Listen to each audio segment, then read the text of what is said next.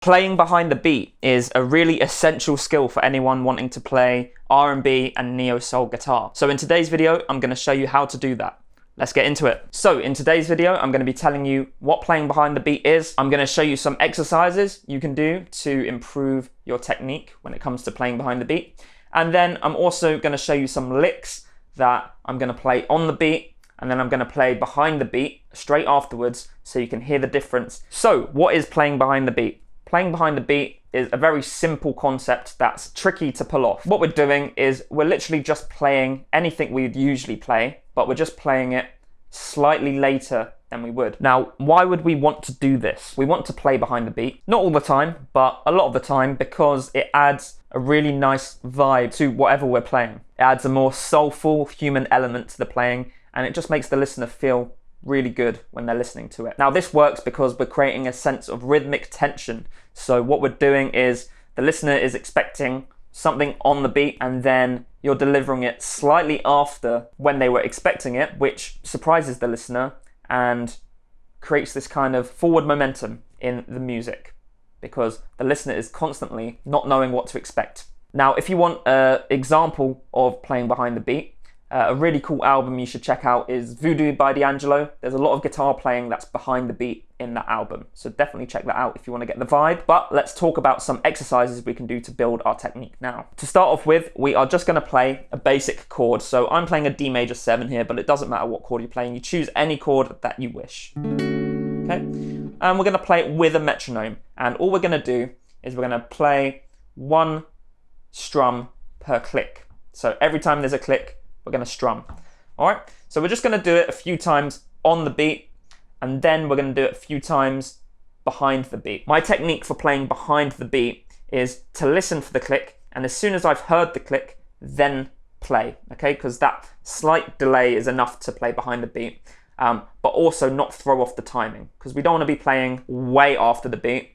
We want to just be playing a little bit after the beat. And this is something that you kind of just have to get a feel for over time. You're not going to be perfect to start off with, but as the technique develops, you'll get better and better. So let's take a look at how to do this. So I'm going to chuck my metronome on now. So this is set to 90 beats per minute, but you should set it to whatever tempo is comfortable. I'd say maybe something slower, but if you're going too slow, then it's actually going to be harder to do this exercise. So just mess around and see what works for you.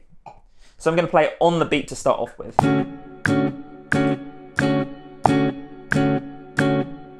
Okay, easy enough, everyone's done that before. Now, we're going to listen out for the click, and as soon as we've heard the click, then we're going to play, all right?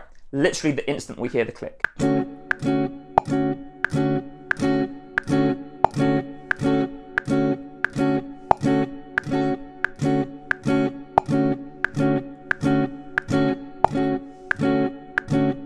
Cool, so that's what it should sound like. So once you're done using a chord, you can use single note lines. So I've got a cool single note line we can use here. So it's 5-7, 5-7 on the B and E strings.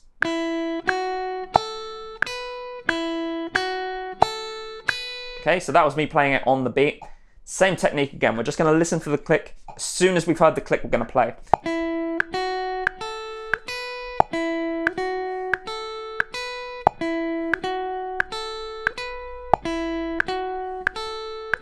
Now, one more thing you want to look out for is consistency. You want to make sure that the notes are still playing consistent eighth notes where they're all equally spaced apart, but we're just literally moving the grid back a little bit. So just be aware of that. There's the tendency to slow down, and then we're getting out of time, so we have to speed up again. So just be careful. Now, slowing down whilst you're playing behind the beat can be a cool technique, but you just have to really, really be aware of where you are in the bar that you're playing. You'll hear in the first example that I do slow down a little bit towards the end of the playing behind the beat section, and that really adds a really nice vibe to it. But again, I'm conscious of where I am in the bar, and I make sure I just speed up ever so slightly, not really very noticeably, to make up for the time that I've lost. Here's the first lick. I'm going to show you 3 licks in this video.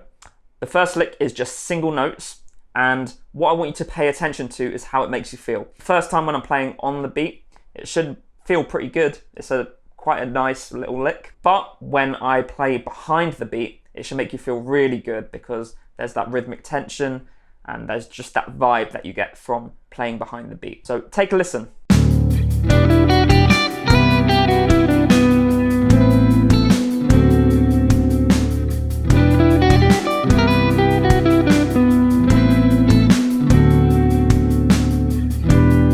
All right, so the next lick that I'm playing is a mixture of double stops and single notes. So we want to play double stops and single notes because it adds more variety to our playing. So here's an example. Again, pay attention to how it makes you feel.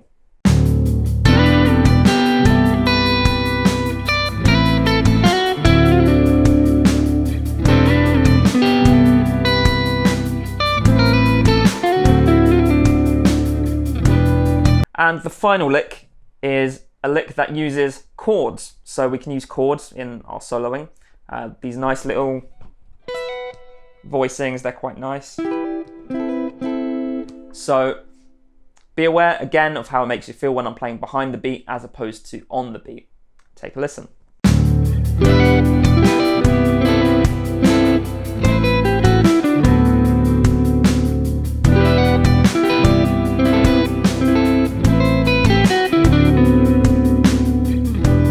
There you go. So those are the tools you need for playing behind the beat. So start off just by playing some chords and then moving on to single note lines. You can even create your own single note lines, not just the one that I've given you in today's video. And then maybe even learn some of those licks with the backing track, which is available down in the description at my Patreon page. Those things will really help you play behind the beat. And remember, just hear the beat, and then as soon as you hear the beat, play afterwards. We're looking to just play ever so slightly behind the beat and not massively behind the beat so that it changes the rhythm completely, okay? We still want to maintain our grip on the timing of the song. So if you found this video useful or you enjoyed it, then make sure you click like and let me know what you thought in the comments. If you haven't done so already, subscribe to the channel and hit the notification bell so that you're notified every single time I release a new video. And if you're looking for more R&B and neo soul lessons, check this video out here. That's really going to help you out. I'll see you there.